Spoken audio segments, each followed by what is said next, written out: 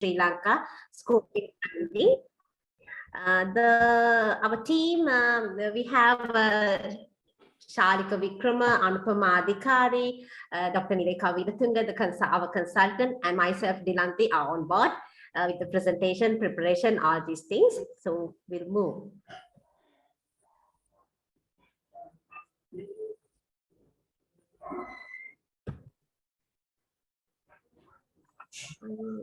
It's not moving.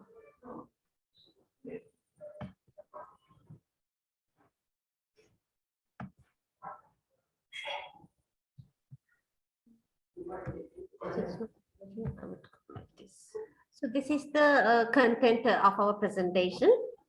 And before jumping to the dried fish industry straight away, so I will give you a brief introduction about the fisheries sector in Sri Lanka, because that is the raw fish supply, the starting point of the value chain.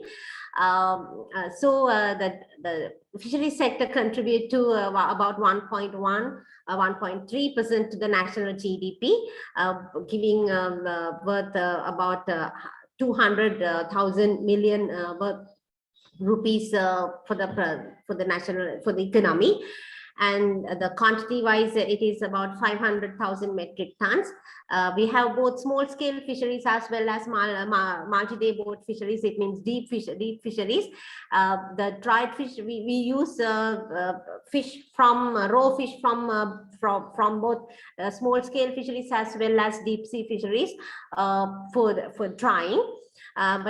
Therefore, it gives about 600,000 direct and indirect employment.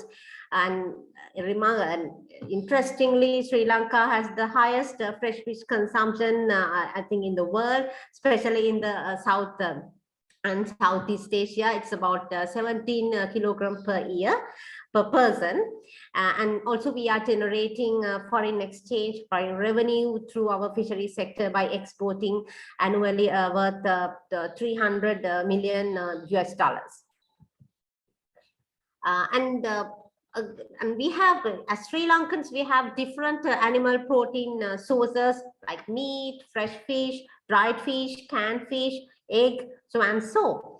But here you can see the fresh fish. Yes, it is remarkably fresh fish consumption is high. So that is the main animal protein source for Sri Lankans. Apart from that, chicken, meat is slightly at a low level, but except chicken and dried fish are the attractive and important animal protein sources for Sri Lankans. There is a great drastical food habit change in our consumption style, food habits into 2011 and 2012. So with that, the chicken consumption is now increasing again. Shalika will explain, because of the lower prices of chicken. But comparatively, food, the consumption is pretty increasing over the past few years. Therefore, dried fish is important, not only as an animal protein source, but also it is a main, it has a great proportion. It has a great portion in the consumption basket of rural poor. So some people, in some scholars, they mention in their papers as this is the main animal protein source for rural poor. But not only rural poor, but also higher income peoples. They also spend a considerable amount of their income on dried fish. So we cannot say we cannot say that dried fish is an inferior product. No, it has a good position. It has people treat it well in our meals. So there is a potential for further improvements. Then we'll little bit talk about the dried fish production in Sri Lanka. So this is the main fish preservation technique, fish drying. And we have been practicing this fish drying for centuries. We have national archival data, past records about this dried fish processing and that related literature. And but very recent in recent past, from 1995 to 2018, the dried fish production in Sri Lanka increased from 5% to almost 14%, mainly because of the increase in fresh fish supply or fresh fish industry, because promoting promoting deep sea fishing, all these things. And then in Sri Lanka, we have two main the dried fish production differ based on the geographical location. So we have inland dried fish as well as marine dried fish. Inland dried fish is mainly in inland reservoirs, tanks, all these things, but this is not well managed due to poor stocking or poor management and lack of institutional intervention, all these things. Therefore, the production from inland sector, inland dried fish production processing is very little compared to, but comparatively, marine dried fish provides the lion's share to our meal. Therefore, the sector is really important, and we can see dried fish processing along the coastal bed. In different scales. In some places like Negombo, Jaffna, and Matara, we can see large scale dried fish production, and in other areas, Trincomalee also large scale. In other areas, even at cottage level, fishing household, or there are particular dried fish processors, they engage with small and medium scale level of dried fish production. So yeah, I have mentioned the difference between marine dried fish production and inland dried fish production. So the fish varieties are different, the areas are different. Plus that inland dried fish are not distributed, not transported to other areas because the production is less. But through our survey, we found out that the preference for inland dried fish, the producers, right, they said that the preference on inland dried fish is higher than marine dried fish because of the nutritional value. However, no proper study has been conducted to check the nutritional value between marine and inland dried fish. So there is a scope for further exploration on that as well. Yes, even though we have a certain level of dried fish production, it can fulfill 60% of national demand. So about 35% is being imported from countries like, yes, Thailand, we saw, Bangladesh, India, Pakistan, and sometimes Iran, those areas, those countries. And these, mostly the imported varieties, anchovy, because it is the sprat or the anchovy is very popular from baby food to elderly in old age meals. So about 70% of this imported dried fish comprised with the anchovy or sprat. Other than that, about 65% are locally produced and distributed in the country. Yeah. Then we'll since the main production come from this marine sector, so we will focus. Our scope was about this marine dried fish production. Yeah, as I mentioned that we have in our proposal as well, we mentioned that we'll extract archival records about the history of dried fish production in Sri Lanka. So there are a lot of methods of fish processing in the past. And we have included this in our literature review report, dried fish, salted fish, and with fish with tamarind, fish with gamboge fruit, sun drying, salting and sun drying.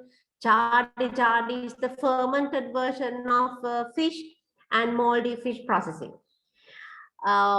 Even though the historical records reveal about all these different techniques, different methods. At present, we can see the highlighted one, right? Salting and sun drying method, and moldy fish processing as the most popular and practicing, currently practicing fish processing methods in Sri Lanka. Jardi also we are practicing but at cottage level. It is the trend is declining. We can investigate why, but it is another study as well. So however, moldy fish processing and salting and sun drying is the main popular fish processing methods in Sri Lanka, or drying methods. Moldy fish also, it also confined to one or two geographical locations. During our scoping study, we found out that down south, Kudavalla, I'll show Kudavalla, Kotegoda, that area, they do this moldy fish processing largely. Apart from that, few families are doing in the East Coast. Other than that, moldy fish processing is not heavily practiced in Sri Lanka, but yes, dried fish processing, salting and sun drying is the popular and commonly practicing method in Sri Lanka. Yes. So in our dried fish matters Sri Lanka proposal, we mentioned research questions that we would like to explore during of dried fish production, and the value about the value chain actors, agents, relationships, and how they govern, about the nutritional contribution, and then the well-being, resilience, shocks, all these things, plus current policy context, technology, all these things. So we have submitted two reports, one on this nutrition, it is under review, and another one is about the policy context. So we have submitted, we went through all these things, and we submitted separate reports on these with the findings of for these research questions.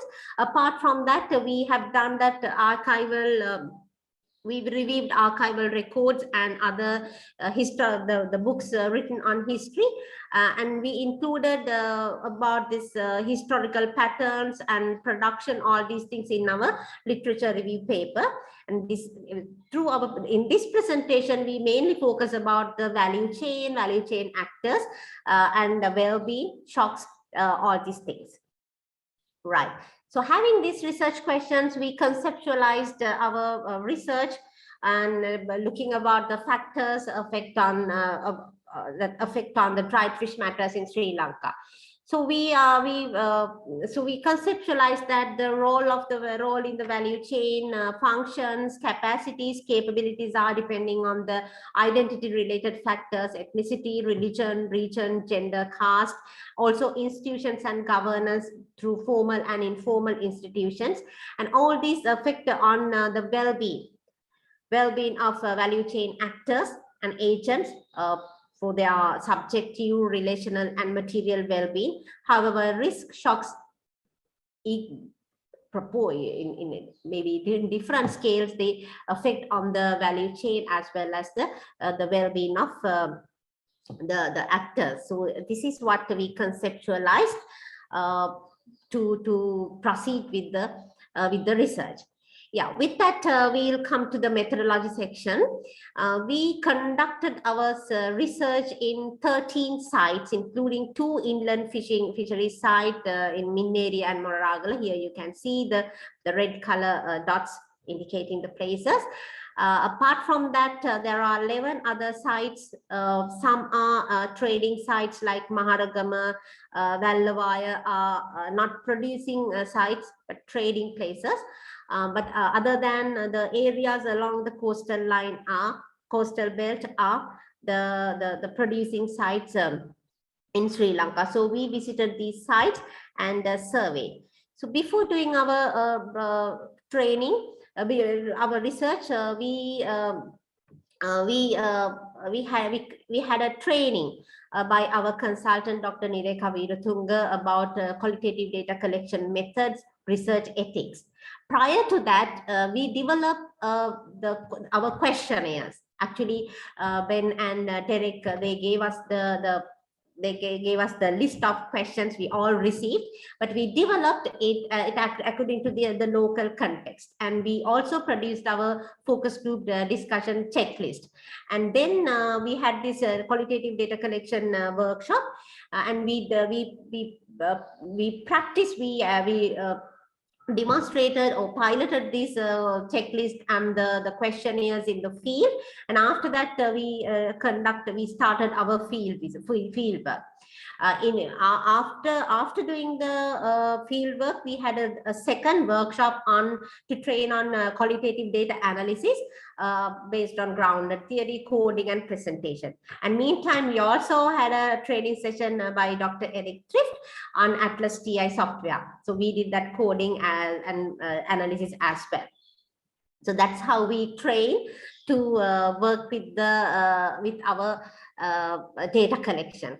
So secondary data, we collected a lot of secondary data basically through archival records, literature review, and government reports like HARTI, Hector Cobac Research Training Institute report, Ministry of Fisheries report, National Aquatic Resource Agency report, Department of Census Statistics, and other published articles. And we gathered primary data through key informant discussions and in-depth interviews. Actually, in our proposal, we intend to have 6 focus group discussions, but with the COVID-19 outbreak, we could not realize the focus group discussions due to the prohibition on gathering all these things, but we could manage with 2 focus group discussions. But we converted our methodology data collection procedure to in-depth interviews, which was really convenient rather than FGDs during that period. So therefore, we had basically our scoping findings are based on this focus group discussions. So I mentioned about that we developed the questionnaire to our context and started our work. And so we adopted mixed method approach. We gathered quantitative data as well as qualitative data. Qualitative data used for to assess the value addition, added activities, pricing mechanism, profit margin. So Shalika will present on this, and qualitative analysis on gender, processing techniques, well-being factor, risk and shocks. Anupama will present that qualitative findings of our project. So I'll give brief understanding about the processing techniques and conversion ratios adapting in Sri Lanka. So basically we have smoked fish, which I mentioned that about moldy fish processing, and most of the inland dried fish are coming as smoked fish. Other than that, salted fish. And then we have the different conversion ratios over here. For smoked fish, 3.5 fresh fish kilograms of fresh fish can convert into 1 kilogram of dried fish or smoked fish, and 2 kilograms of fresh fish into 1 kilogram of salted fish, but with the small fish varieties. And with the large, with the skipjack tuna and frigate tuna, when we are using for moldy fish processing, it is 7 kilos for 1. So this is, and the pricing also changes accordingly on these methods for these and these fish varieties. And we could identify 2 dried fish processing methods for large pelagic dried fish process, for large pelagic fish as well as small pelagic fish. Large pelagic, the difference, you can see the diagram. I'll point out the difference. Large pelagic fish, how they process, they just apply salt crystal. Right, first they deguard, clean, split, and do all these things, wash, but they apply crystal salt crystal, and let it be in a barrel for about 8 to 12 hours. Then after that, wash and do dry. But In contrast, small pelagic fish processing is we soak in salted water. That is the difference. So, but in small pelagic, we clean, just remove heads and the gut, and then after that wash with the sea water, descale, do all these things, and then dip in the salt water and let it to soak for about 6 to 12 hours, and then wash again and dry. So that is the main difference between small pelagic dried fish processing and large pelagic dried fish processing. So that is about the processing methods. And next we move to about the value chain analysis, all these things. So Charlika will present on this. So I'll hand over the screen to Vikrama Charlika. Charlika, over to you. Thank you.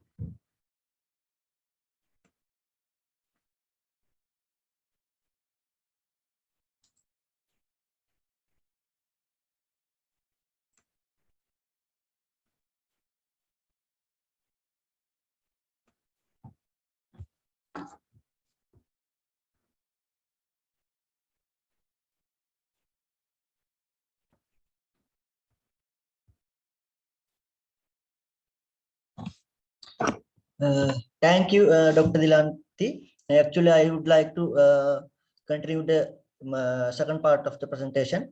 I would like to share valuable findings based on value chain actors, function of value chain, value-added products, dried fish consumption related to our study. First of all, I would like to move to the discuss about function of the value chain input supplier level. The figure illustrates the sources of dried fish, fishing grounds related to our study locations in Matara, Negombo, Chilau, Jaffna, and Trincomalee area. Mainly raw fish were supplied by Devanura, Kottaguda, Gandhar, and Kudawal harbors, which need to produce dried fish in Matara district, as well as Negombo, Chilau, Jaffna, and Trincomalee harbors supply raw fish, which need to produce dried fish in each respected area. The table indicates the nature of fish production and distribution of other inputs or resources that processing to produce dried fish in each study locations. The highest annual fish production is indicated the Tangala district, while the lowest annual fish production is reported in Matara district according to the Ministry of Fisheries and Aquatic Resource Development report in 2021. There are the highest number of active fishers in Jaffna district, the lowest number of active fishers in Negombo district. However, the highest number of fisheries organization can be identified in Puttalama district, while the lowest number of organization in Tangal district. In terms of active fishers plant, Puttalama district indicate the highest number, which Jaffna district in the lowest number. Furthermore, there are the highest number of boats in Jaffna, while the lowest number of boats in Tangalla district out of our study locations. Next, this table indicates the pattern of fulfillment of other major inputs which used for processing dried fish, supplying of salt and other equipment such as barrels, tents, and etc. More than 40% of Kalpiti, Negombo, and Chilau processors bring salt directly from salt, while more than 55% of Kudawalla, Dondra, and Kottaguda processors bring salt directly from Hambantota salt. More than 17% of processors in Trincomalee and Jaffna were not going to Salton, and salt is sourced from directly distributors.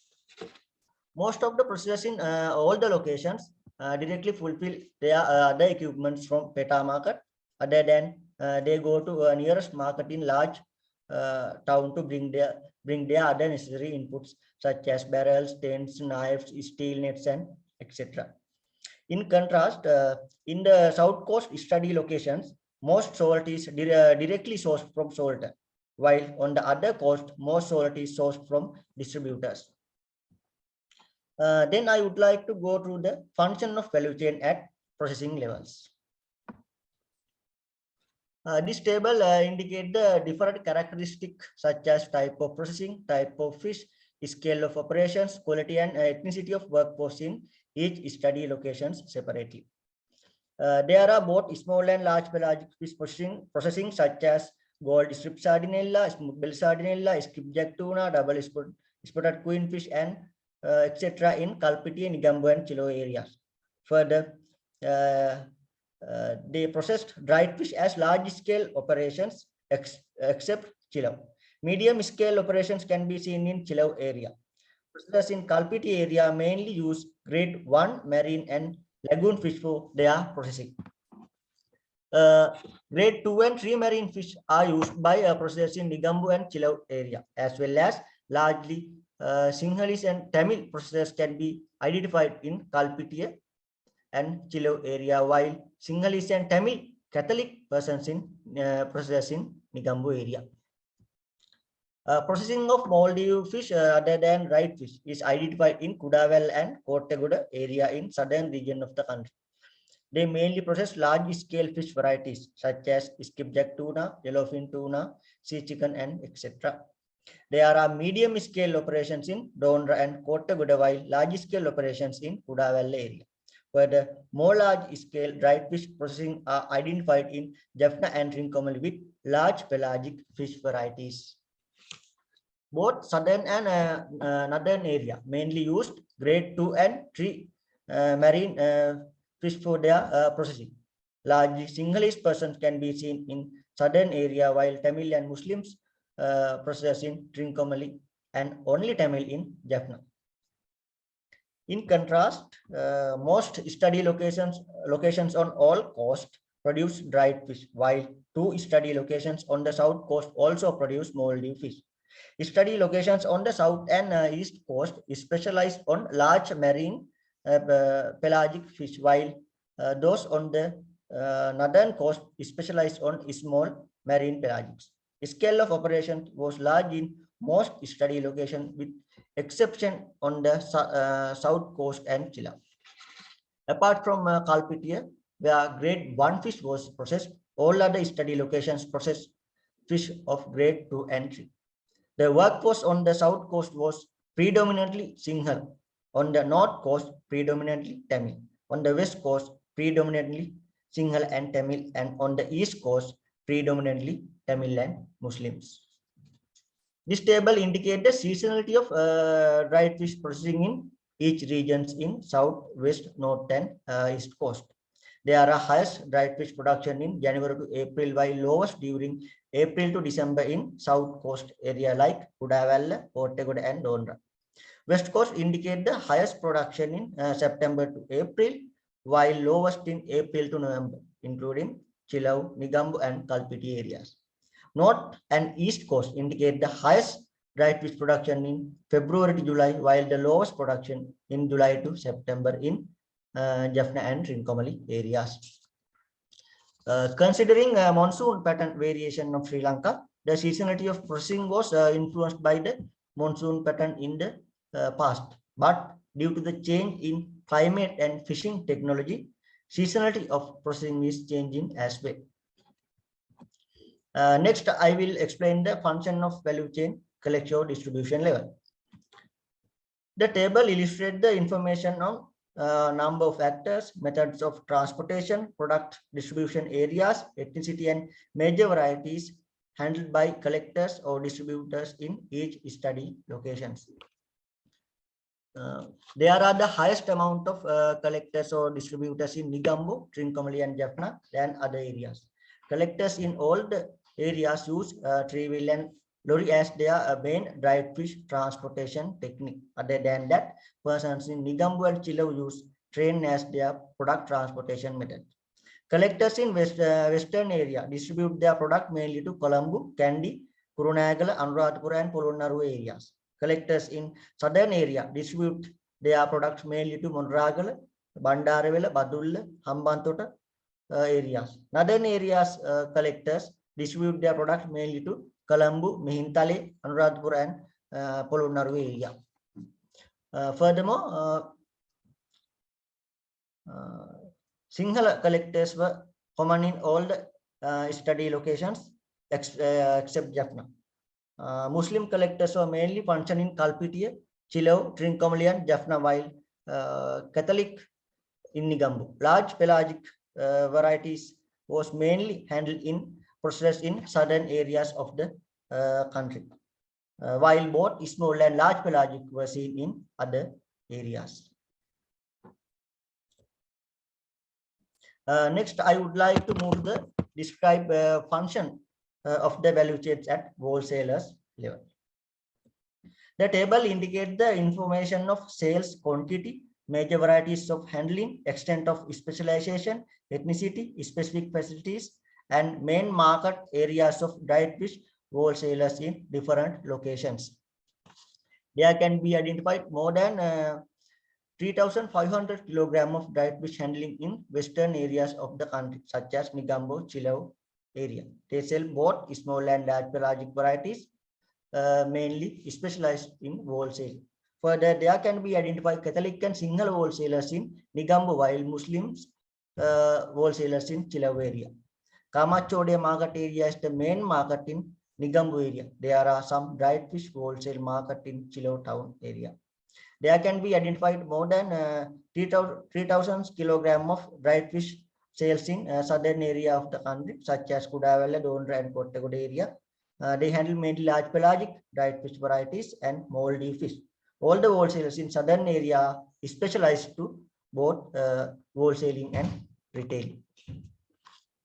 Furthermore, all the wholesalers are singles in southern areas.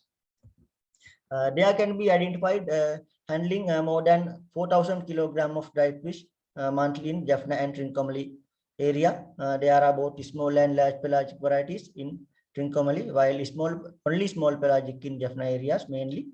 They are highly specified to wholesaling and few to retailing. There are both Sinhala and Muslims wholesalers in Trincomalee area, while mainly Tamil wholesalers in Jaffna area.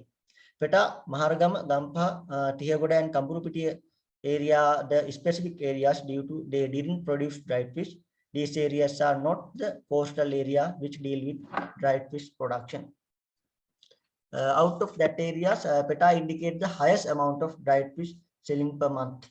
Normally, those wholesalers handle all the dried fish varieties, including both small and large pelagic. They specify to both wholesaling and retailing during their transaction. Further, there are the highest number of single wholesalers in these areas. In contrast, large-scale operations were identified in most of the coastal area except normal areas like Tihagoda, Maharagama, Kamburupiti, and Gampa. And large pelagic varieties were specialized in southern area, small pelagic varieties in Jaffna area. Both small and large pelagic wholesaling were identified in other all areas. Highest percentage of Tamil wholesalers were occurred in Jaffna, Muslims in Chilau and Trincomalee, while Sinhalese in other areas. There were cool room facilities in Negombo to store dried fish. There were not that facilities in other areas. Next, I will explain the function of value chain at retailing levels. This table indicates the average retailing sales quantity per month by person, major varieties, sale, specialization, ethnicity, and retailing locations of dried fish for each study areas. Negombo and Chilau retailers sell more than 250 kilograms of small and large pelagic dried fish varieties. They mainly specialize to retailing, but they few specialized to wholesale. Southern retailers in area like Kudavalla, Dondra, and Kottagoda approximately sell more than 350 50 kilogram of large pelagic varieties per month and moldy fish. They all are specialized to both wholesaling and retailing. There are different type of dried fish retailing places such as dried fish fairs, shops, and dried fish markets in all the locations. There are more than 400 kilogram of dried fish sale in Trincomalee and Jaffna retailers per month by person, as both small and large pelagic varieties in Trincomalee and small pelagic varieties in Jaffna.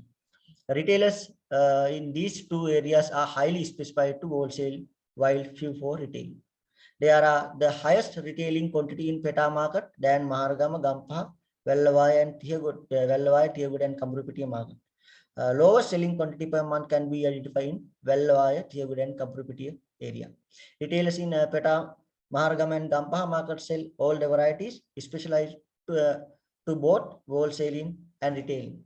Retailers in Vellavai, Tiagud, and Kamrupitiya mainly specified to retailing, few for wholesale. In contrast, monthly average selling quantity of dried fish was 300 to 500 kilogram in most of the areas except Vellavai, Tiagud, and Kamrupitiya. Catholic retailers were identified in Nigambu, Muslims in Chilau and Trincomalee, Tamil in Jaffna areas.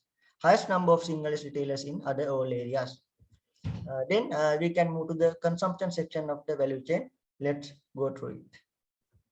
The table illustrates the pattern of consumption of each dried fish varieties in each study locations. There are information on average monthly consumption, expenditure, methods of best preparing, use for special occasions, and consumption varieties. Average monthly consumption quantity of dried fish are distributed 1 to 2 kilogram for Nigambu and Gampha, 1 to 1.5 kilogram for Colombo and Maharagama, while 0.5 to 1 kilogram for other areas. As well as expenditure is the highest in Nigambu and Gampha area. Consumer prepare different type of dried fish curries like stir fried, deep fried, dried fish with tomato paste, and etc. Monthly average household consumption of dried fish were highest in western area of the country. Stir fried was the most preferable methods of preparing in all the areas except in Jaffna and Gampha. Consumers in all the observed areas use dried fish for different occasions such as chanting ceremony, alms giving, funerals, and other religion activity in temple, church, and hall. Furthermore, spreads, smooth-billed sardinella, skipjack tuna, and double-spot queenfish were the most preferable dried fish varieties. The figure illustrates the nature of monthly consumption of selected dried fish varieties in each selected areas.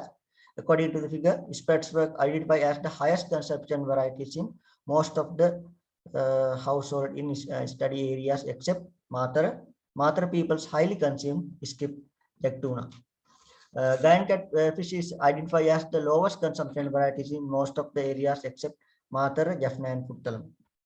Gold strip sardinella, the lowest consumption varieties in Matara, sailfish in Jaffna and Puttalam. Furthermore, as mentioned in earlier, the highest monthly dried fish consumption is indicated in the Gampha district. Next, I will move to share information on dried fish value chains, nature and function of the value chains. First section in here is dried fish value chain and actors. Actually, there are 6 common major dried fish value chains in each study locations, incorporating 6 different combination of value chain actors. First value chain is processor to consumer through wholesaler and retailer. It indicates as 15% out of total value chains. Second one is processor to consumer through distributor, wholesaler, and retailer. It indicates 35% out of total value chains. Third one is processor to consumer through wholesaler, distributor, and retailer. It indicates 30%. And fourth one is processor to consumer through retailer. Fifth one is processor to consumer through wholesaler, and lowest percentage indicate in sixth one, processor to consumer. These slides indicate the different types of value chains and their percentage distribution in each area. We can identify major 2 value chains in southern area. First one is processor processor wholesaler, retailer to consumer. It may look at within the region as 35%. Second one is processor to consumer to distributor, wholesaler and retailer. It in outside area it indicate the 30%. For as example, Matra, Gandhra, Kudavalle and Divinur area. Whether we can identify 30% of processor, distribution, wholesaler to wholesaler, retailer to consumer value chain, and 35% of processor, wholesaler, distributor, retailer to consumer value chain in western region of the country. There are major two value chains and one value chain in Jaffna and Trincomalee. 40% of processor, wholesaler, retailer, consumer to value chain in Jaffna, 35% and 40% of processor, distributor, wholesaler, retailer to consumer value chain in Jaffna and Trincomalee respectively. This figure illustrates the percentage of input supplier, processor, distributor, wholesaler, and retailer in each study location. According to the figure, percentage of input supplier and retailer are higher than other actors in each study locations. Middle level actors are very low comparatively, initial and end level actors in all the areas. Next, I would like to explain nature of value addition at each actor's level of value chain in each study locations. According to the figure, processor contribution to value addition is higher than other value chain actors in most of the areas except Negombo. At processors and wholesalers contribute same percentage for value addition in Negombo. Further, contribution to value addition is decreased through processor to retailer through value chain in most of the areas. There are major value addition technique value chain actors level as grading, sorting, packing, and secondary processing for different type of products. Then I will little bit explain different value addition criteria and categories with examples of dried fish products which used when value adding products. Hard and soft product based on texture for skipjack tuna varieties, red or white color products for skipjack tuna based on color, packet dried fish products, full or broken, de-heading and de-skin product based on sizes for spats, short fin skate, sea chicken and moldy fish. Further sorting of dried fish by removing stones, animal excrete and other contaminants, separating discarded parts and secondary processing to product ready to eat products as deep fried, bottled and chili paste can be identified as another value added products. These figures indicate the different type of value added products in each area. Now I will little bit explain about the profit distribution through value chain. Table indicate the processor, wholesaler and retailer level profit variation for each study locations. According to the table, retailer received the highest percentage of profit than wholesalers and processors in most of the areas except Negombo. Wholesalers received the highest profit in Negombo area. It revealed that profit is decreased through value chain in most of the study locations. Finally, I would like to explain about modes of transaction through the dried fish value chain in each area. The predominant mode appear to be a credit transaction between processor and distributors in most study locations, with the exception of Negombo and Chilo on the west coast, which used cash. All study locations used credit between distributor and wholesaler and retailer and consumer. Most study area used cash between wholesaler and retailer except in the south coast where credit was more common. Now I would like to invite to Anupama to continue the rest of part of the presentation. Thank you very much for your attention.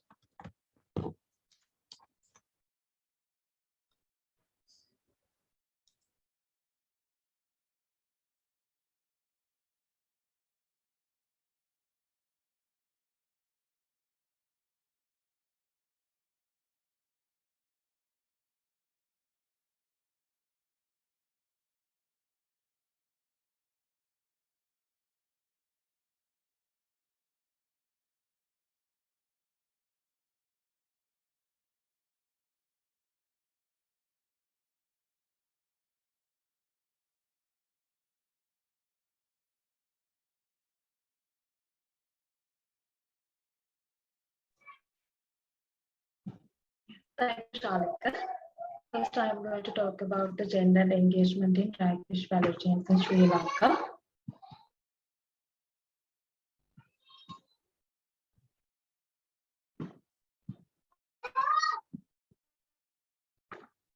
The dried fish value chains gender mapping, which was focused on the two primary markets in the local and urban areas, revealed some significant structural and functional traits. The percentage of men and women who perform each of the tasks for the two market categories is shown in this graph. Both male and female generally engage with value chain functions, except fishing and transport. Despite the fact that marine fishing has historically been a male-dominated industry affected by a number of social and cultural factors, women are an integral part of the fishing community, especially when it comes to meal preparation and financial management. Additionally, women occasionally perform unseen fishing-related tasks, including mending nets, sorting fresh fish for sale, and unnoticeable tasks like untangling fish from nets. Some processors transport fresh fish from auction on the shore to processing centers using their own vehicles, such as lorries and three wheels. These vehicles typically have male owners and drivers. If processors don't own a vehicle of their own, they must rent one or place an order with someone who is specialized in carrying fish. They paid for their ride based on the distance. However, their wives and daughters are helped fishing and transport related activities in small scale fisheries. Without women's hidden, unremunerated, and undervalued work, men might not be fishing and transport at all. Dried fish processing are doing both of gender, and women are involved in significant level, nearly 40% of total. Considerable female processor support from female family members. In urban market as well as the local market, men are take pride in their identity in marketing sector. Female are support to male to complete their works in marketing sector. Moreover, women engagement are less at secondary processing or value addition process related to dried fish processing at the household or regional level. Consumers of dried fish comprise both women and men distributed across the country. In moldy fish processing, although results is same in fishing and transport as dried fish, when it comes to processing is dominated by women and it's around 76%, and male are dominated in urban wholesale and retail market, while female are dominated in local wholesale and retail market. The processors themselves or micro and small traders from the nearby fishing communities dominate the local market segment. These neighborhood vendors predominantly employ women. The urban dealers who primarily brought moldy fish were men, and in the study areas of the ethnic groups Sinhalese and Muslims. Secondary processing also highly related with male, same as the dried fish sector. While functions and activities dominated by women are visible, males get significant help from their wives, daughters, or female employees, and women's contribution in supporting positions are frequently overlooked or unappreciated. In general, value chain players have a high degree of function integration with the same actors performing roles such as processing wholesaling, processing retailing, wholesaling retailing, or processing wholesaling retailing, particularly in the local market sector. Men and women in all parts of the country consume moldy fish. And next, I talk about the difference of men and women involvement level into the industry based on the study areas. According to research, in Nigambo and Shillong areas, women participation was double that of men in medium to small scale dried fish processing business. Moldy fish processing areas in Matra and Hambantota, there was near equal engagement of women and men, while majority of processors in Trincomalee and Jaffna areas are men. Kapiti and Trincomalee, the processing of dried fish was carried out by men, with women's involvement only apparent as higher labor in Sinhalese ethnicity. Reason behind this difference due to social cultural context in those areas. In fact, Kalpitiya, Trincomalee and Jaffna areas, Muslim and Tamil, Hindu, ethno religions not open to women engaging in work outside the home. In construct, women in Chilau, Nigambo, Matra, and Hambantata run small-scale processing centers. As well, older fishermen work as male laborers in the dried fish processing centers, which allows them to make money after retirement. However, the country's men and communities, men and women, work together to handle the dried fish processing. Next, move to the gender division of labor in processing. Gender division of labor depends on amount of fish stock to process, scale of operation, and labor availability. Depending on the size of the company, fish processing is gendered at several study locations. Even while women typically run small-scale processing centers or at the cottage level with the help of 2 or 3 higher workers, male are frequently in charge of medium and large-scale processing centers. Most business owners engage 3 people to process thousands of raw materials when processing moldy fish. 2 of the 3 employees are often women, and the third owners who only hire women had to rely on the men in their family to do the male tasks. Some business owners choose to process utilizing just family laborers because they were dissatisfied with the workforce or because they don't want to hire the labor. Males and females collaborate in every field, varying their tasks according to the situation. Male workers participate in deheading, salting, washing, assisting in the drying of fish, and packaging at cottage level industries, which run at the family level. In some occasions, female family members assist serving tea and food for their labor. In order to prepare dried fish and moldy fish as fish value added, men and women's participation is crucial. Men dominated dried fish processing activities while female dominated moldy fish processing activities. However, the dried fish processing female involvement lowest for deheading and highest involvement was recorded for drying. In moldy fish processing, females are dominated in all processing activities except deheading. Male contribution was lowest for boiling step. The knowledge of processing has been passed down from their parents or grandparents. When consider about the wages, laborers are hired from nearby areas, most probably in villages in the most cases. Both permanent and temporary laborers are hired in Kalpitia to prevent labor shortage, and other areas are hired only temporary laborers. Although one person cannot expect to work throughout the year, the same group of casual laborers in the village are employed according to the needs of the processors and the intensity of the interpersonal connections. Before buying fish, processors typically notify the recognized individuals who are employed to provide their daily needs.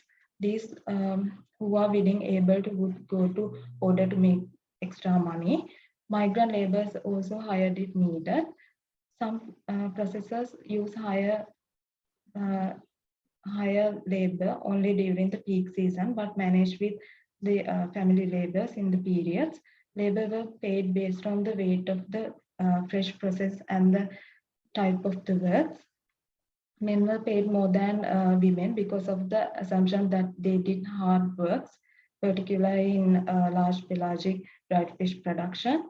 While most women work in small pelagic dried fish production, sometimes owners give tips to their male workers. They think men typically have more experience with skills and they're doing heavy work. This perception is based on gender conventions and the belief. In Matra and Hambantota, as whole processors are processed moldy fish and other regions are processed mainly dried fish, functions are changing moldy fish and dried fish production. So moldy fish processing payment are also different than the other areas.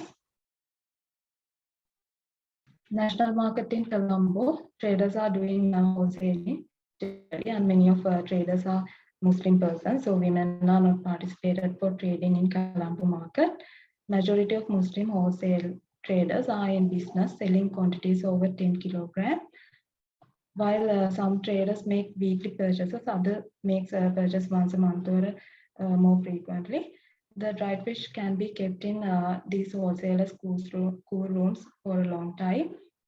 Traders are in regional and local markets are doing both wholesaling and retailing, except Vallabaya, a small rural town in the interior of the island. They doing only retailing.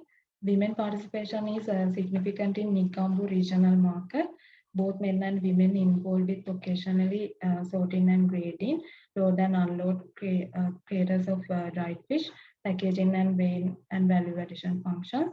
In Kalpitiya, Trincomalee and Jaffna have few women traders and buyers in the market due to cultural constraint. Except the Maharagam and Ballavaya, other areas are dried fish produce areas, so almost all traders only sell dried fish as a product.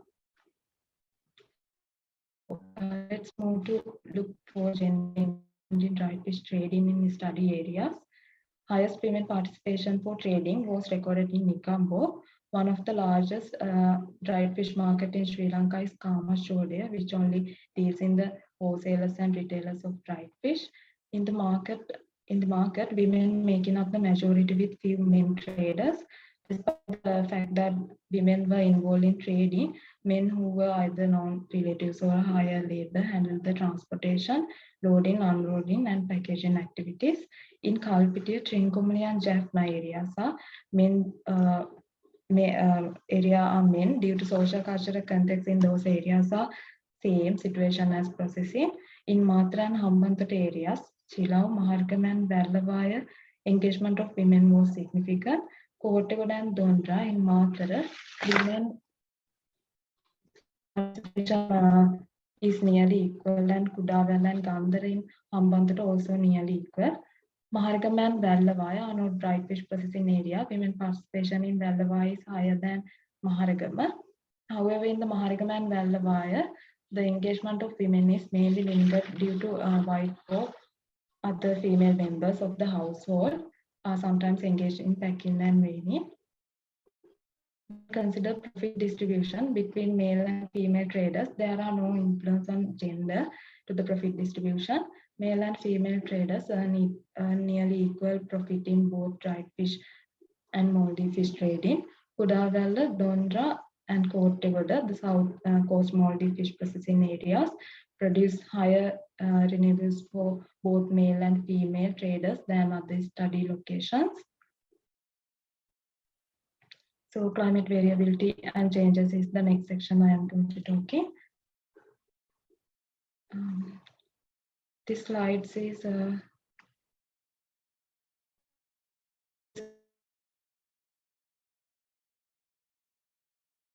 industry and responses of value chain actors. They reported unseasonal rain is the most critical impact for production and trading. Both the wind direction and its speed are changing. Strong gusts and stormy seas make fishing impossible and challenging for fishermen. One of the biggest shocks experienced by dried fish manufacturers was unexpected floods, which caused some of the processors to lose their tents, salt, and production. Due to Bravi storms in 2021, fishing was made impossible by deep waves. Thus, dried fish processors were claimed they could neither obtain raw materials or dry completed products.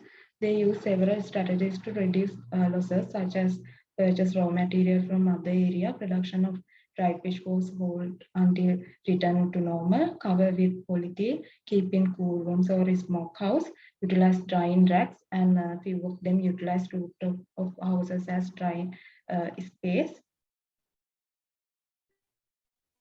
The business that handled dried fish sector said that recent weather patterns have been exceptional. Over the past 5 to 10 years, processors and traders are not. There has been a 50 to 20% rise in unforming rain, severe winds and floods, resulting difficulty in obtaining raw materials, spoilage of fish and other inputs, inability to engage in drying, decrease or loss in business, increase in prices. Due to climate variability, losses are happen around from 40,000 to 150,000 per season in dried fish enterprises. The solution included buying fish from regions that weren't affected by the same weather patterns and making investment in improved storage. Then COVID-19 pandemic also the effect for production and trading in study areas. COVID-19 pandemic divided into two phases called first wave and second wave. COVID-19 first wave was started in 10th of March and ended in 20th April. Second wave was started in 21st of April and ended in 21st of June. During this time, spreads was mostly slow. The emergence of mobile vendors was remarkable, and also they are earn huge profit than prior to COVID-19. During the first wave, government was imposed travel restrictions and declared a state of lockdown. Then processors couldn't collect the raw materials and laborers couldn't report to work. During the first wave of this lockdown, sales and substantially decreased. These collectors struggle with both selling because of the rare of customers and transportation, and because of the majority of lorries are not running. The major fish market in Colombo and Negombo were operational, but sales decreased, causing spoilage. These were directly impact to processors and traders' income. Then they use several methods to avoid impact, such as hold their production, take assistance from their family members, and mobile trading method used to reach customers. Next slide, the summary of COVID second wave. According to the situation, imposed travel restrictions and lockdown. Government issues official passes for authorized travel. Same impact occurred like first wave. However, the raw material were available starting with fishing, and workers were reported to work. Traders were used van, lorries, and sometimes transport via bus and train, incorporate with new middlemen. Several traders must close their stores for the majority of these days. Only local suppliers are available to traders at this time. Excess production moved to cool rooms to prevent losses. The second wave, however, is important for the fisheries and processing dried fish, since the second COVID cluster exploded from Colombo's timer fish market. As a result, the majority of consumers stopped consuming fish and switched to dried fish and meat options. Dried fish producers as well as traders experienced the COVID-19 pandemic differently in two waves. Comparing the post-COVID period to the current one, the overall sales likewise decreased, but rarely here are successful stories as well. So let's move to discuss the well-being of the processors and traders. All three dimensions of well-being were represented in the indicators provided by the traders and processors of dried fish and moldy fish. According to processors and traders, response material well-being emerged as the most important dimension, and subjective dimension of well-being was occupied the second most important dimension for both groups. However, it was somewhat more important for traders than processors, and the same results occupied by the relational dimension too. Look at the material well-being in both processors and traders. The demand of their products was rated as the most significant elements affecting both groups' material well-being. Assets, ownerships, and savings in processors respectively rank second and the third in terms of overall well-being. Assets are valuable in dried fish processors because of their mortgage whenever they require quick cash. The primary means of accumulating cash of processors is jewelry. Occupation, good income, leisure time, health, and consumption are the other material well-being factors mentioned by processors. The second major indicator of the traders' material well-being was asset ownership, such as owning a house, vehicle, or sales center. Being constantly involved in buying and selling in various market and cherish free time, they think a way to live well. Health and consumption mentioned as the rest of the material well-being factors by traders. A few of subjective well-being factors mentioned by the processors are satisfaction, happiness, children's future, religions, and quality of life. The processors don't anticipate bringing their kids into the same line of work as them. Therefore, they hope to provide their children with the proper education so they may find employment that would provide a steady income. Religiosity and affluence life with all of the one's needs and goals has been regarded as the significant subjective well-being characteristic. In traders through monetary security, children's future, religiosity, happiness, kindness, and skill improvement, subjective aspects of well-being has been expanded. Having a strong consumer base and investing in the future of their children's careers give trades a sense of security about their income. Along with the religion, trades also think that traders also think that success in trading contributes to a higher quality of life. Relational well-being is the third dimensions of well-being that the processors and traders rank. Family life, friends, relatives, and relationship and obligations are several factors of relational well-being that are listed. The majority of processors have identified family life as the most crucial aspects of interpersonal well-being. The second factor was friends, since they can help with labor, sales, and obtaining raw supplies. In order to gain helping hands during the processing of dried fish and make connections with buyers and sellers, the processors and use their relationship with relatives and the other people. Similar to processors, traders have considered family as the most crucial interpersonal components for a better existence. Relatives and relationships, good contacts with traders and suppliers came in second and third place respectively. Friends and responsibilities are the other relational well-being factors for traders. So now I'm going to hand over to Dr. Dilanti to continue the presentation.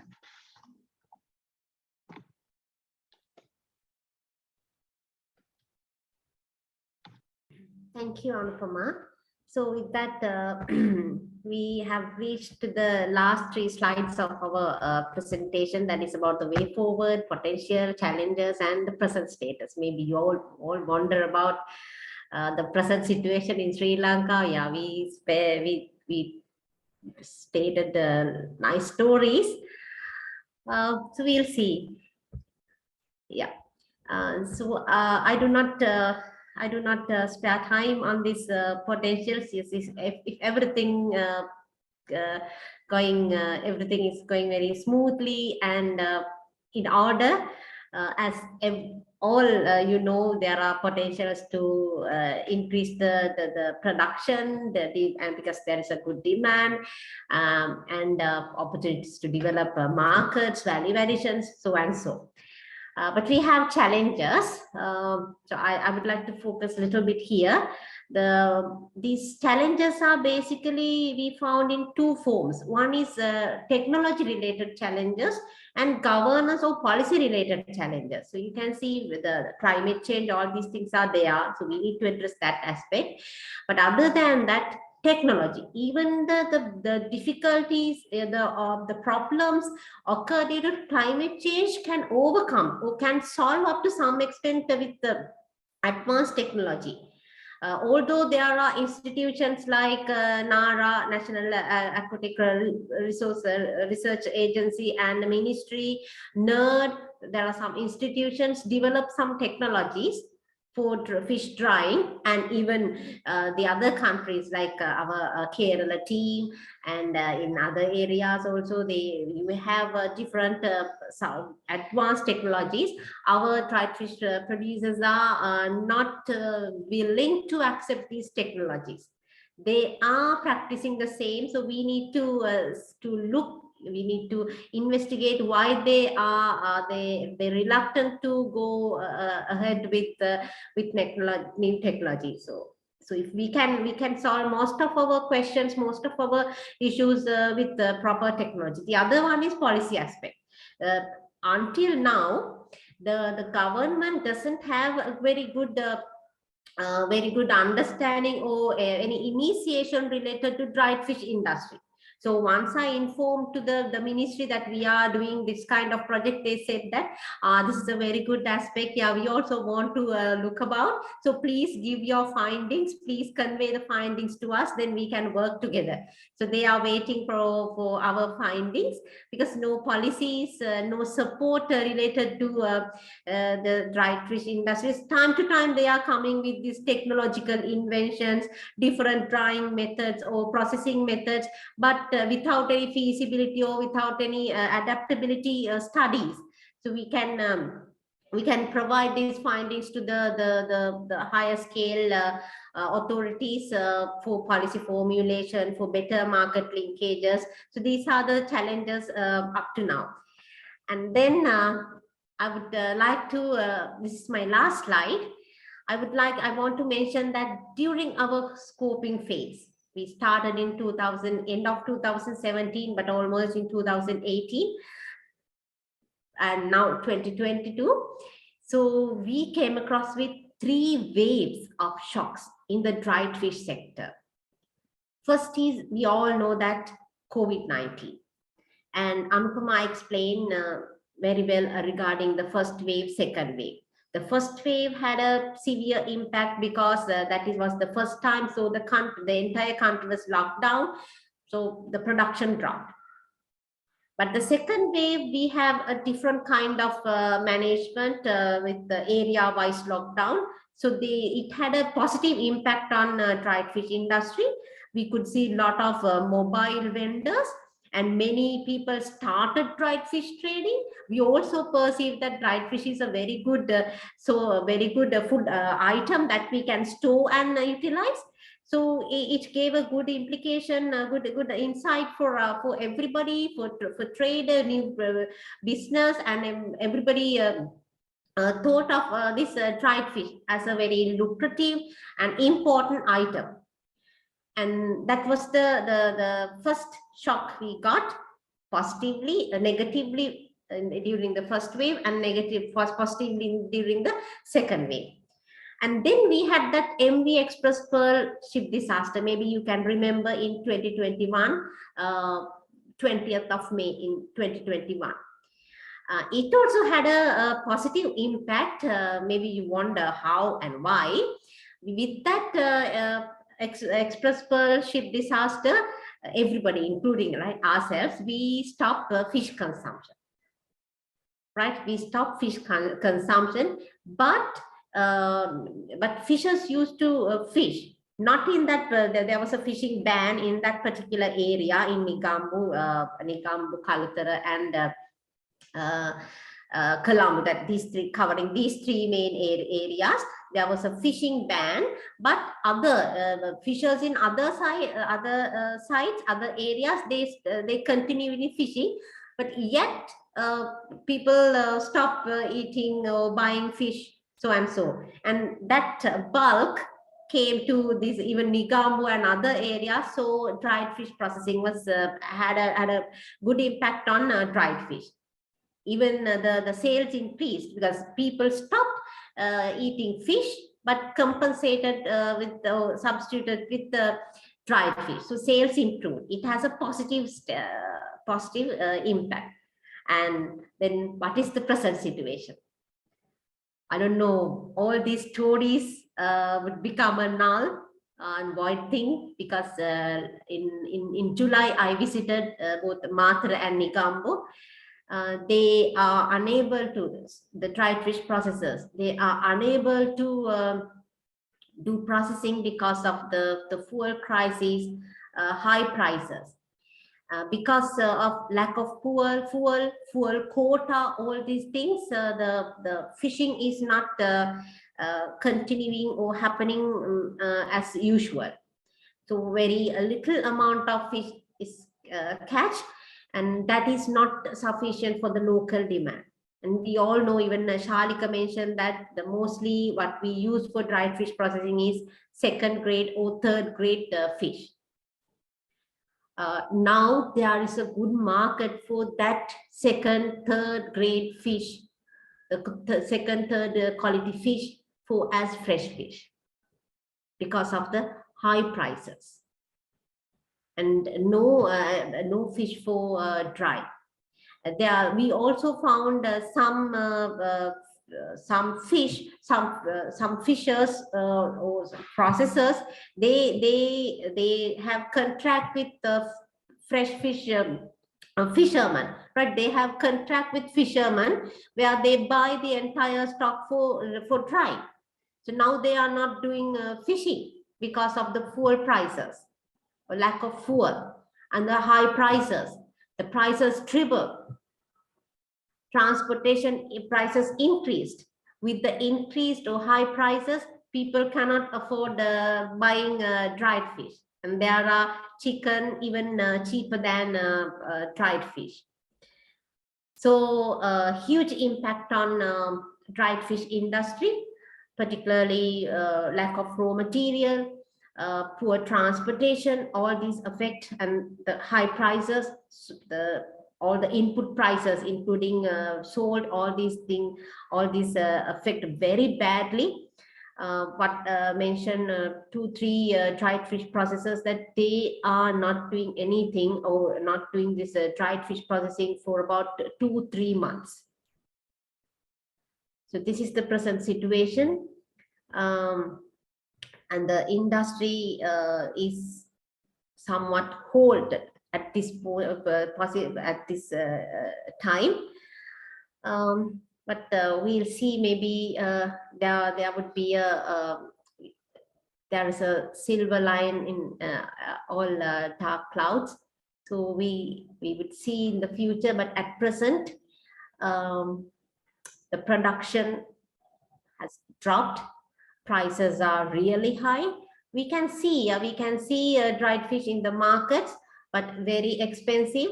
Importation reduced. So what is coming here is the little bit the fish, the stock processed a few months back, or few days back. So the qualities, we have to consider about the quality. Yeah, so this is the present situation. So there are challenges. The dried fish industry is in a huge challenge. We try to find solutions, even at a micro scale. Yes, with that, we conclude our presentation. So I would like to thank my team, Shalika, Anupama, and Dr. Nideka Veeratunga, especially because she tried a lot and she guided us. She suggested and she commented on all our work and helped a lot. So her support is, we cannot explain her support in words. So we indebted Dr. Veeratunga, as well as Derek, Kevin, and you all, our team, our DFM mates, for being with us, improving through different forums in different sessions. Thank you very much for your participation and attendance for our scoping presentation. Thank you. Thank you so much, Dilanti and the Sri Lanka team, Shalika, Anupama. That was remarkably rich. There's an enormous amount to think about in what you presented. Lots and lots of data there. So it really suggests the enormous amount of work that you put into the research over the last years. So I have a number of questions myself, but I'd like to invite the audience now to ask some questions to the Sri Lanka team. We'll have time for some discussion, and let them know what you think.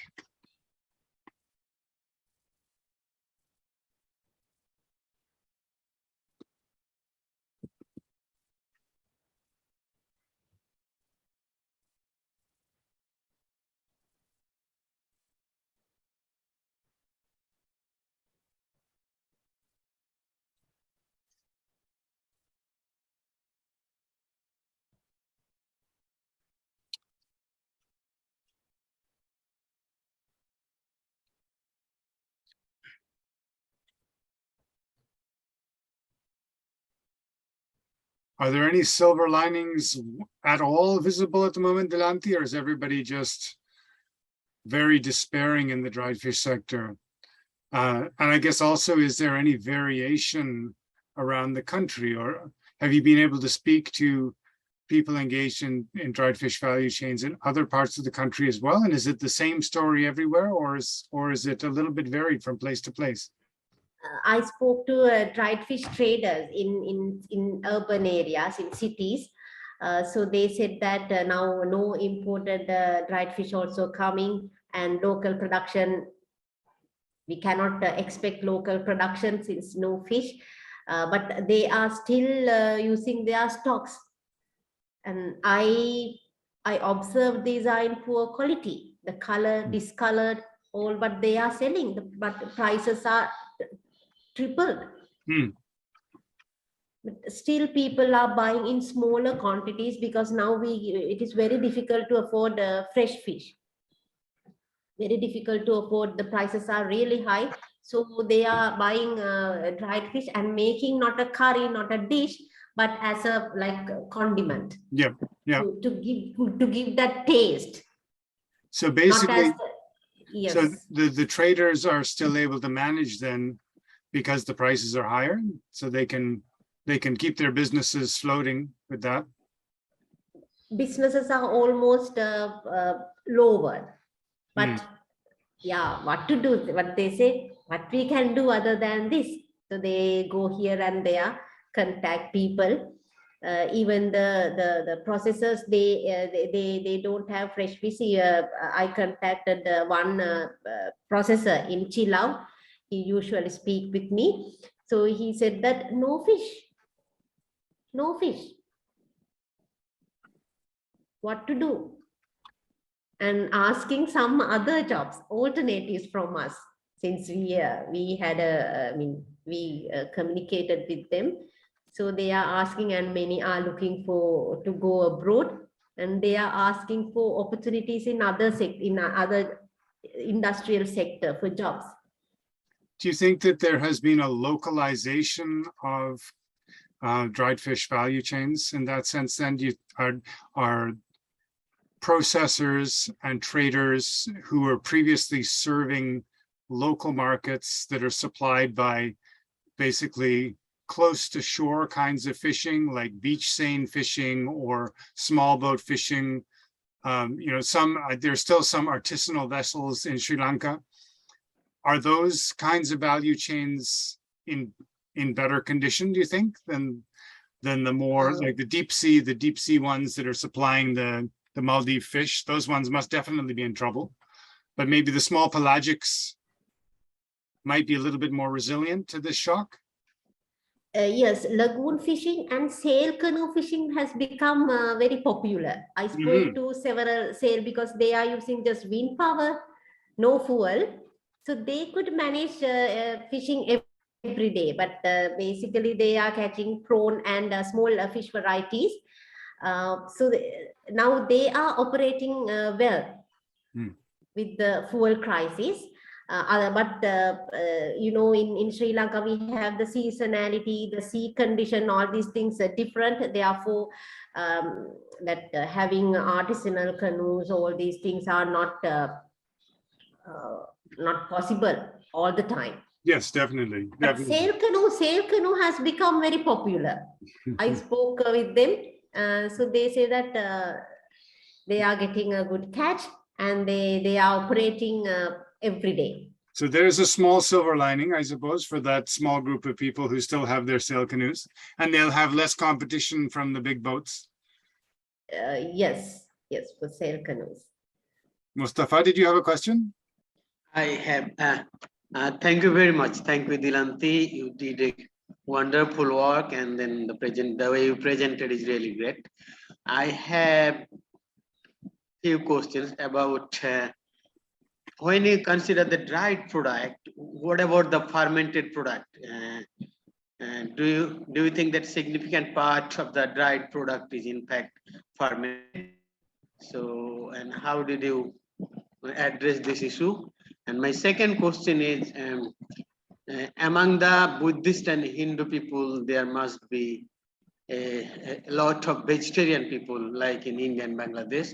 So what about regarding the consumption of the dried product? Is it localized, or do you have not many vegetarian people in Sri Lanka?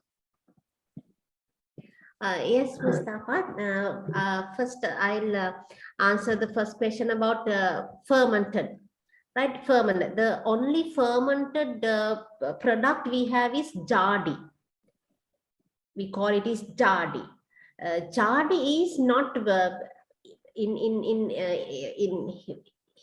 ancient time. It is really popular. Right, there was a very good demand, but today jardi is there is a demand. Demand mean not much. I saw some boards mentioning jardi, but very few people are doing that, and very few people are consuming it. One, there are several reasons. One is they say that now the processors are not, they don't know how to do it correctly. So and the fermented product, it has the worm attack. Considering that point, there is a reluctance for consuming it. Another thing is it is really salty because of the health issues, pressure, all these things. That is another fact.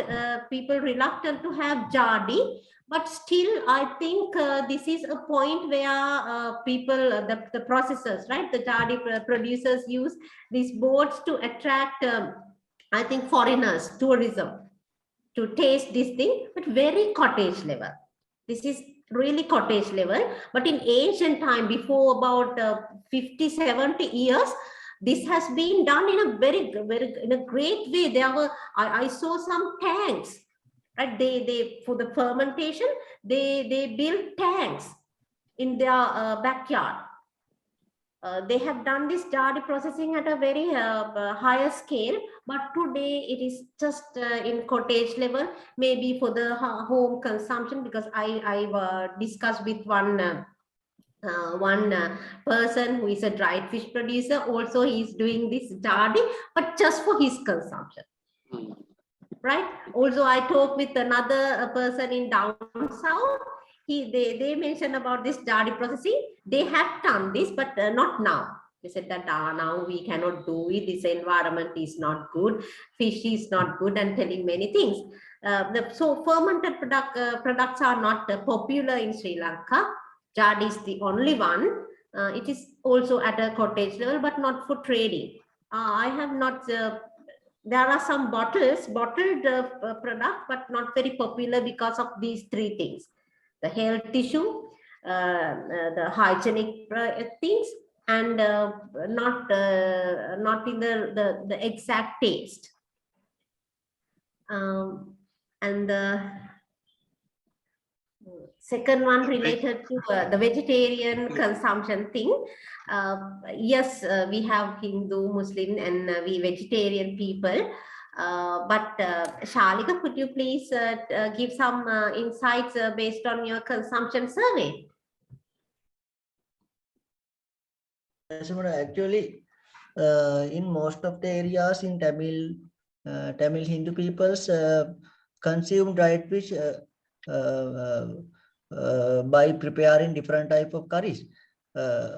Actually, I think they prefer to eat dried fish more without considering vegetarian or others. In our findings, most of the Tamil peoples eat Tamils, and some of the Muslim peoples eat, and they use the dried fish for their different type of occasions. Actually, I didn't find the vegetarian or any other type of issues in my survey. Most of the people eat normally. Yeah. Delanti, what type of competition the women face in procurement of the fresh fish, raw material for drying? Whether the competition is from other traders is increasing, or it is almost same? You mean now? Yeah. Competition, yes, there's the competition for fresh fish for dried fish producers. It is true because fresh fish is really lacking, and the transportation is challenging. Therefore, when I spoke to these women processors, they mentioned that some has asked about in dollars, if I say about $3 to bring fish from per kilo, right, from Colombo to from Colombo market to Negombo. So therefore, the competition is huge. I mean, it is kind of discriminating. Large scale people, large scale producers, they can access to fresh fish up to some amount, but small scale producers, they are suffering because they don't have that bargaining power. They don't have that much of money to invest. Even the dried fish is producing. The large scale producers, they have that accessibility even to the markets because of the high prices. So that lady, I spoke to a lady processor. So she said that she didn't buy fresh fish from Colombo market because of these prices. But is it only competition is from for the domestic traders, or the processors and exporters compete for the fresh fish? Fresh fish, mean now there's not much production of fresh fish, even because of lack of fuel. When we visit the markets, fish markets, very few quantities are there. Even so I visited several markets in July and found that even I couldn't buy good quality fish for me. Very small fish, but expensive. Those were very expensive. Export, the statistics, it says the export revenue increased, but we wonder how. Because most of what they said is most of the boats are on ground, not sailing. Okay, thank you. Thanks, Professor Bhatta. Thank you. Maybe just a couple of questions for Shalika and Anupama. So Shalika, I was struck by your point that there are major differences in specialization between the northern part and the southern parts of the country. I didn't quite get all of the variations, but I'm just curious to know if you have any hypotheses about what the basis for those differences in specialization are. So I think you said that in the north and maybe the northwest, or sorry, northeast, there's more focus on small pelagics, and then in the south it's more larger fish. So is that purely ecological, or is there a cultural preference dimension to the specialization? Do you have any hypotheses about those differences? Yes, actually, in a southern part of the Sri Lanka, mainly produce large pelagic fish varieties such as yellowfin tuna, skipjack tuna, and northern provinces mainly produce small pelagic fish varieties. Based on that, dried fish production is based on that production. I think actually ecologically different type of fish varieties mainly catch from these areas. Other than in the western areas of the country, in this area normally we can catch both small and large pelagic varieties. Therefore, dried fish industry is mainly conducted with that two varieties. I think it is the ecological reasons. Okay. Most of the fishes catch large pelagic varieties from southern areas, small pelagic varieties from northern areas, both pelagic varieties western and eastern areas. So you also did research on the different types of preparations that people make, the different recipes that people make. And I was wondering if there's a connection between these ecological factors and these more consumption kinds of practices. Do you see a correlation between certain kinds of ways of preparing dried fish in the north and this sort of tendency towards small pelagics, and then the tendency towards large pelagics in the south, and certain kinds of preparations as well there? Is there that consistency, or is there more of a, say a little bit more about that if you can. Actually, sir, most of the peoples in Sri Lanka mainly produce spats, but within the Sri Lanka only produce 30% of spats, and 70% of spats are imported from different countries. And in large pelagic varieties mainly produce spats. In small pelagic varieties mainly produce sprat. In large pelagic varieties mainly produce skipjack tuna. Actually, I didn't found any relationship between the fish production, dried fish production and consumption. Both of the areas mainly produce spats, like large pelagic varieties. But there was like small pelagic. There was quite substantial variation in terms of the different types of species consumed in the different regions. So some regions, there were quite high levels of sprat consumption. Other regions were somewhat lower. And same thing with Maldive fish. In some regions it was higher, other regions it was lower.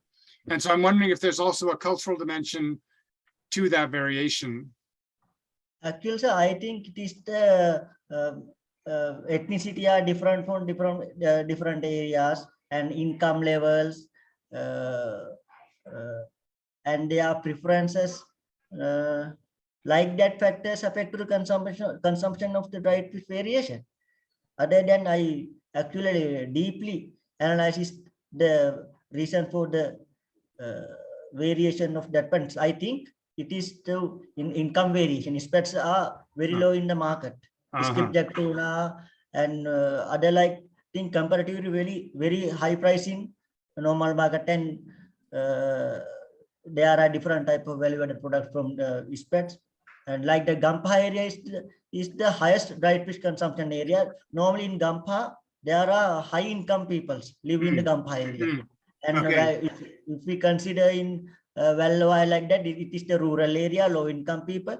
They mainly goes to eat spats like that, very low amount comparatively other dried fish varieties. Other than like that things, I think case to the differentiation of the dried fish consumption. So Dilanthi, for the analysis of the data, it'd be quite interesting in the report to see some of this kind of interpretation, to look at the data to see whether you can infer what accounts for these different regional variations in different ways.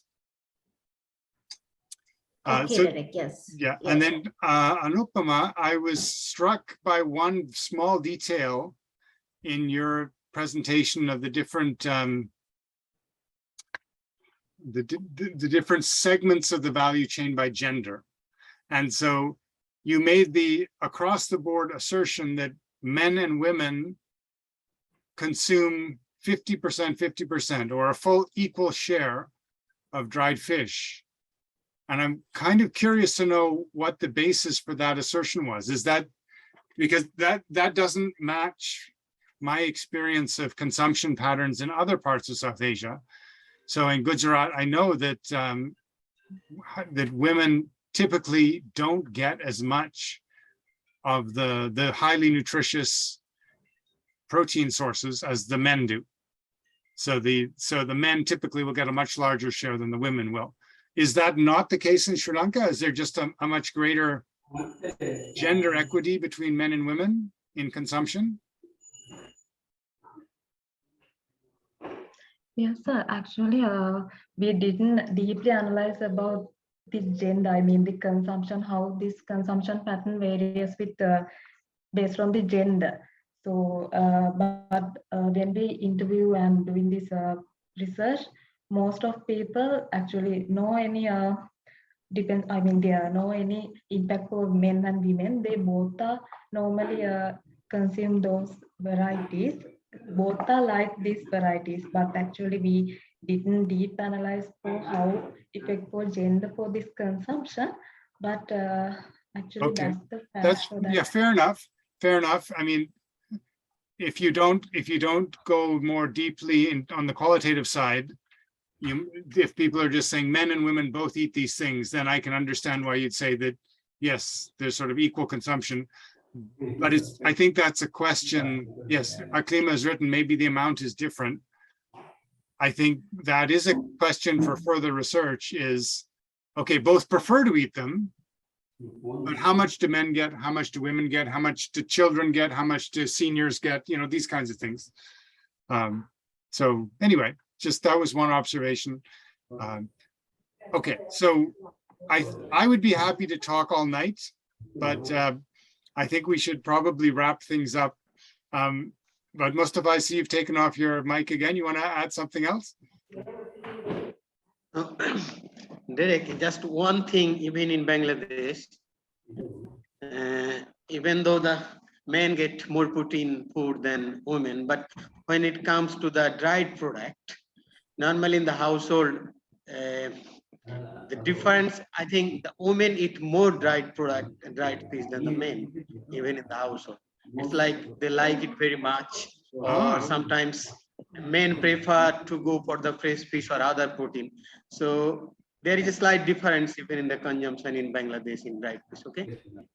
But then, I mean, Sami has the argument that dried fish is an inferior good.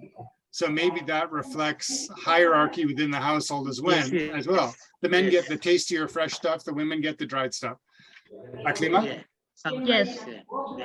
that's the exact scenario because the dried fish isn't like considered as like fancy dish. So that's why it's like eaten by the women mostly. Right. So what I'm talking, acclimate, it is a very delicacy and fancy food in many of the households, but it's like for the upper society once in a while, maybe once in a week or once in a month. So then everyone prefers. But if it is a common food like every day, then women eat more than the men. Right. Yeah, in Sri Lanka, it appears as a wedding dish in wedding ceremonies and as well as in funerals. Yeah. In funerals, it is compulsory to have dried fish curry, and in weddings, it's just fried forms in weddings. So in both occasions, it represents dried fish represents. Yeah, I saw that in Shalika's presentation. So that, I mean, that anthropologically, that would be really interesting to explore. Why is it that it has this, dried fish has this kind of prestige value, this ceremonial value for these very important life events? What does it symbolize for Sri Lankans? That it should be there at marriage, at life, and at death. I mean, yeah. Death, of course, yes. We have that the meals we have to give pumpkin, dried fish. These are compulsory. I think in weddings, because of the fried forms, it's very crispy and the taste. That is the reason, and really that moldy fish sambal is expensive. So it shows the income prestige also. Right, it's a luxury good. Yes. Wow, Wonderful. Okay, well, I think I'm first time hearing this. but also in Bangladesh, we know that in many cases, dried fish can be a luxury good as well. You know, you can see in Cox's Bazar, these very large dried fish. Yes, Export. yes, yes. Normally, Derek, when some father sends dried product to their like son-in-law's house and something like that, so it's kind of delicacy and it's kind of, yeah. Okay, well, we're all excited then to see the final report, Dilanti, and hear more about it in the future. Okay, and I hope the Sri Lanka team will put in something for the Gender and Fisheries Congress. Yes, we have. We submitted yesterday. Wonderful. Okay, good. Okay. Derek, what is the extension? How, 1 week or 2 weeks? How much how long we can? Well, Holly would ask me to say that the extension is for 3 days, but Okay. it's actually until September 9th, I think. But I think it's September 15. I just checked the website and it's written September 15. but Holly wants it earlier than that. Holly wants it Mm-hmm. by September 9th. So Okay. before the official deadline. Okay, good. Well, thank you, everyone. And thanks so much to the Sri Lanka team for a fascinating presentation. So many raised questions. And yes, so Delanti, if you want to have a last word at all.